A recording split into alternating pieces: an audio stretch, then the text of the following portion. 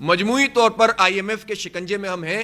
I am F کا issue یہ نہیں ہے کہ انڈسٹری آگے بڑھے، آئی ایم ایف کا ایشو یہ ہے کہ کسی طرح آپ ٹیکس پورا کریں،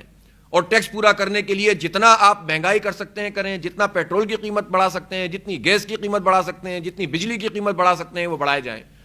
تو اس لیے اس وقت ہم بدترین طریقے سے آئی ایم ایف کے شکنجے میں ہیں، اور کتنے ہی دعوے حکومت کر لیں، لیکن ہم یہ دیکھ رہے ہیں کہ یہ حکومت ہو یا پچھلی حکومت ہو، یہ سارے کے سارے 1% بھی کوئی تبدیلی نہیں ہے، ایک ہی مائنڈ سیٹ ہے۔ آئی ایم ایف کے غلاموں کا ایک گھیرا ہے جو وزیر اعظم کے گرد موجود ہے، اور چن چن کر ایسے لوگوں کو لا کر ہمارے اسٹیٹ بینک کے اندر اور ہمارے ڈپارٹمنٹس کے اندر لا کر بٹھا دیا گیا ہے، جو آئی ایم ایف کے خدمتگار ہیں۔ اب جو آئی ایم ایف سے مذاکرات ہوتے ہیں تو ادھر بھی آئی ایم ایف ہوتا ہے اور ادھر بھی آئی ایم ایف ہوتا ہے، اور آئی ایم ایف سے مذاکرات کر کے یہ طے کر لیتے ہیں کہ پاکستان کے عوام کا مزید بیڑا غرق کس طرح سے کرنا ہے۔ اس لیے اس صورتحال سے نکلنے کے لیے لوگوں کے اندر شعور بھی پیدا ہونا چاہیے، اور اپنے حق کے لیے لوگوں کو آواز بھی اٹھانی چاہیے۔